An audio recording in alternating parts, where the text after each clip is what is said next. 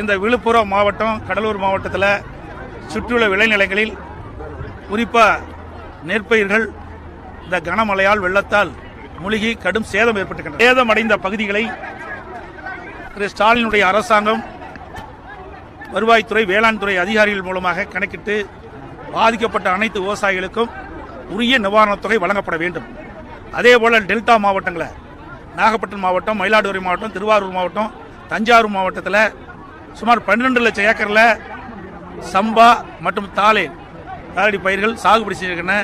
அதில் இந்த புயலால் கனமழை பெய்து சுமார் 1 லட்சம் ஏக்கரில் நெற்பயிர் இந்த வெள்ளத்தால் சேதமடைஞ்சிருக்குது. அதற்கும் இந்த அரசாங்கம் முறையாக உரிய அதிகாரிகள் மூலம் கணக்கிட்டு பாதிக்கப்பட்ட விவசாயிகள் அனைவருக்கும் ஒரு ஏக்கருக்கு 40,000 ரூபாய் வழங்கப்பட வேண்டும்.